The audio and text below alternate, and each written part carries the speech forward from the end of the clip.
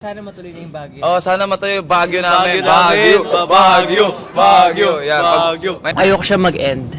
Kasi this is where I found my... Alam niyo po sa showbiz, hindi po madaling magka-friends sa showbiz. Pero with this set po namin ng Bagets Boys, we really found true friendship within us. So I'm really happy for that. Second emotion. Ay, second emotion. Ito yung pinaka-healthy na like friendship na. It's a new family na alam kong hindi matitibag. You know they say it's like it's not what you do in life, it's who you do it with. And I'm happy na I got to meet everyone over here in this group and sana mag-Baguio tayo. I wouldn't have wished to have done this with, anybody else, guys. You guys know that naman. And I feel like, oh. And I don't think there's comparison. I think our audience can agree to that. Magkukumpare tayo. Ba't tayo magkukumparison? Ako magiging ninong sa 4 mong anak.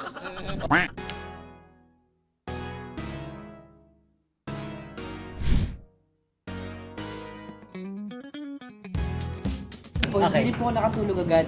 I played the role of Gilbert in Bagets and honestly, dinatry ko po talaga makatulog kagabi pero parang naaalala ko lang po yung mga pinagdaanan namin. Hindi po to showbiz answer, like legit speaking. And then actually, parang sinabi ko na lang na sige, accept ko na lang na hindi ako makakatulog agad. At parang mga 5:30 or 6 a.m. ako nakatulog. Kaya ayan, di ba? Di ba dyan? Ha?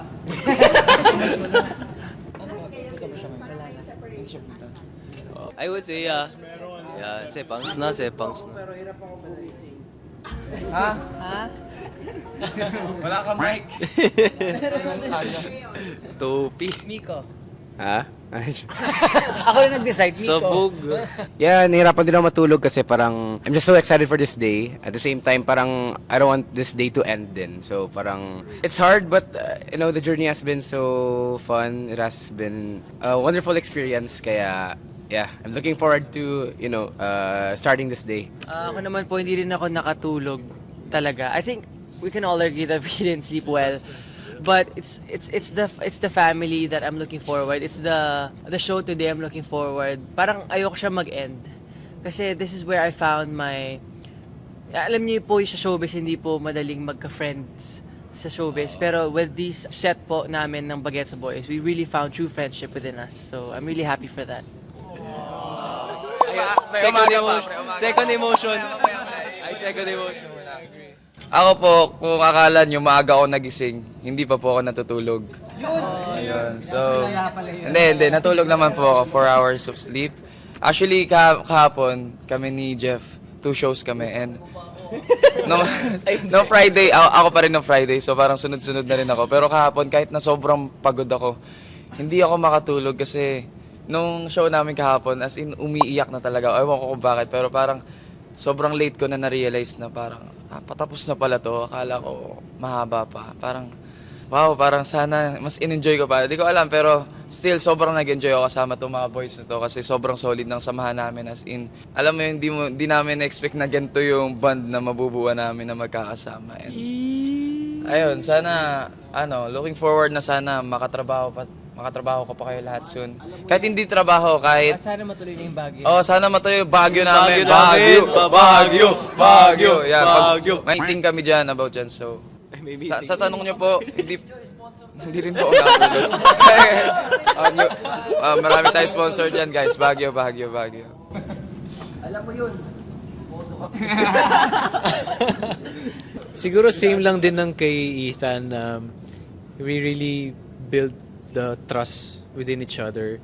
We all went through the same things, yung hardships namin, all the losses and wins. Sama-sama namin siyang inatake and malaking factor siya for us, especially parang kwento lang din talaga ng Bagets eh.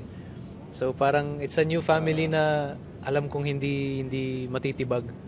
So in our future endeavors, yun, sana mag-imbita pa rin sila. Mag-i-invite ako So sana mag-imbita sila para magkita-kita man lang. Ako naman, what I like about this project, sobrang unexpected yung chemistry namin namin sampo. At pair anyone with anyone, sobrang nakakatawa pa. It's like nakakatawa. It's super fun, so enjoyable, and super grateful ako na yung bond namin na nabuo namin sa mga rehearsals, na-translate sa stage. Para sa akin naman, I think really the biggest thing really is the bond of us 10, us boys. Really, like, I'd like to say really I found another family with these guys really, and kahit ako when this all came into the picture at the start, parang I'm sure we were all nervous, diba? We were all scared, diba? Nung nag-rehearse pa tayo, we were, a bit scared that time, pero looking back, now that we're already here in the last day, parang ang galing, and I wouldn't have wished to have done this with, anybody else, guys. You guys know that naman, and I feel like, no, pero seriously, like, this group of boys talagang, what a group, wow, and parang we talked about this too, many times na we never really expected that we would get this close really and really enjoy this opportunity that we were given, and it's really a blessing that we're all here together, right guys? Tama. Amen. Sabi ko, wow, what an experience. First of all, to be working with these amazing, talented people. Grabe talaga. What a joy, what an honor. And they say it's not what you do in life, it's who you do it with. And I'm happy na I got to meet everyone over here in this group, and sana magbagyo tayo. Sa akin naman, aaminin ko talaga, ito de-declare ko na ito yung pinakamalaking project na tanggap ko sa buong career ko. And speaking of blessings, itong mga kasama ko, blessing talaga sila para sa akin, kasi yung learnings, araw-araw, kahit mga katarantaduhan minsan yung pinag-uusapan namin, may napupulot akong importanteng lesson na, wag kong gayahin to, joke lang. Pero I mean, these guys are my brothers talaga, na tinuturo nila din sa akin na be you. Yun yung palaging message na kukuha ko every time na magkasama kami. Parang lahat ng dumadadating sa buhay ko, parang nare-remind ako na di ko naman kailangan na maging someone para magustuhan ng mga tao. And sila yung nagpaparealize sa akin nun. And every time na magkasama kami, nararamdaman ko yung care ng isang brother, isang pamilya. Kaya nilook forward ko every weekend na pumunta dito para makasama sila. And ayun, I truly believe na hindi pa naman to yung last, kasi ewan ko, parang sinasabi sa likod ng utak ko na hindi, magkakasama kayo sa isang project. Pina-manifest ko yun kasi gustong-gusto ko talaga sila makasama. For me kasi, like, as a newcomer sa industry, parang they really made me feel na parang you're one of us, parang ganun. Yung parang I never felt na outcast ako or anything, kasi coming into this project, like, nung nakita ko yung cast, sabi, somehow like everyone's established na, or someone has been here for so long, and para sa akin, they welcomed you with open arms, kaya I'll be forever grateful sa kanila. Kaya yan, love you guys. Love you boys. Wala.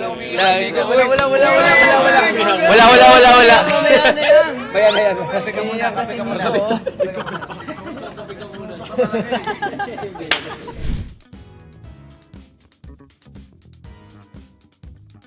Was the beauty of this group talaga, us 10 boys, is from the very beginning, nung nag-start na yung rehearsals and yung mga workshops, never kaming naging competitive sa isa't isa.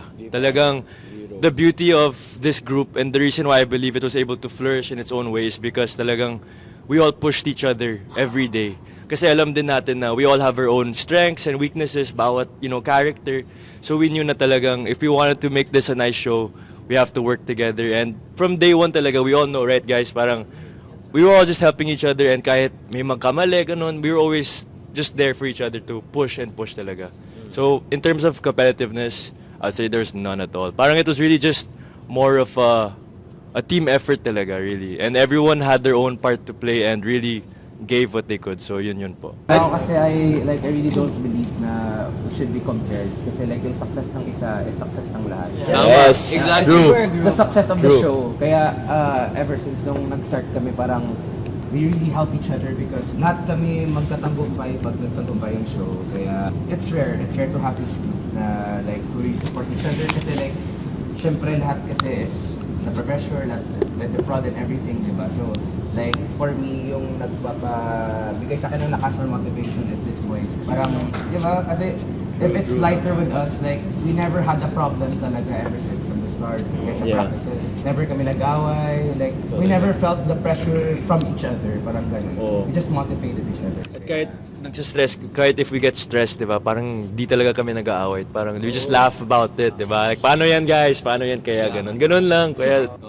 It's pushing each other and bringing the best out of each other. So every time we rehearse, parang it's like, yes, go Ethan, ganyan. and ang ganda nga kasi you're always supportive and kahit like may magkamali, you're like, oh, okay lang yan, pare. Like, sige lang, laban lang, okay lang. So, that was really a big thing for all of us. And I think it really helped all of us din throughout the journey. Kasi di kami nag-give up kahit paano. Kahit if we get stressed, di ba, parang di talaga kami nag-aaway. Parang we just laugh about it, di ba? Like, paano yan guys? Paano yan kaya ganun? Ganun lang. Kaya, Like, ito yung pinaka-healthy na like friendship na. Tsaka kapag ano po kasi, it's either same po kami ng attack or different attacks. And the beauty of that is, dahil nga tinutulungan namin yung isa't isa, parang kapag may ginawa yung alternate namin na something sa scene na hindi namin ginagawa, parang, oy, ang ganda niya na. Parang gusto ko i-try din yan. Let's see what we can do.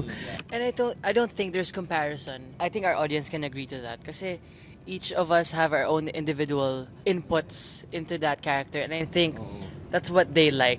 Parang I hear people say, oh, I watch you and Katie, or I watch Addy. Like, they watch two shows. And I don't think, hindi na, nakikita pa rin nila yung same. He's still the same Addy, still the same Arnel. And I think that's what's beautiful about it. Yeah, enjoyable pa rin. Magkukumpare tayo. Ba't tayo magkukomparison? Ako magiging ninong sa 4 mong anak.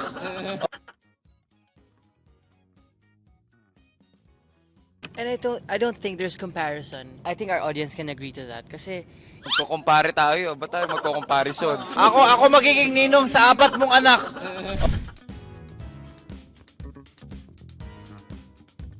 Mamimiss ko yung pagiging ni Jeff, yung pagiging siraulo ni Jeff. Ako po yung na-miss ko na, kahit di pa po kami tapos, is yung sama-sama po kaming Bagets Boys. Kasi ngayon lang po ulit kami nagkita-kita na kompleto kami. Well, wala po si Tomas ngayon. Pero, kasi pag nag-show po kami, minsan hindi po kami magkakasama sa isang araw. Iba-iba po iba-iba yung schedule. So kapag nagre-rehearse kami dati, kapag break time, sama-sama kaming kumakain, lunch or dinner. Iba yung bonding namin nun eh. At saka ngayon, mangyayari ulit for the last time. Grabe, mamimiss ko talaga yun. never namin na-imagine na we're gonna get to this point, the final day, and eto na yun, di ba? So, parang, pag kung umiyak, okay lang yan. Umiyak, amigo. Di pa ako speech, so, I'm really gonna miss you guys, you know, and I know we're still gonna be close, that's for sure, so, ayun lang yun. I love this bond. I love you. I love you, pare. So much na.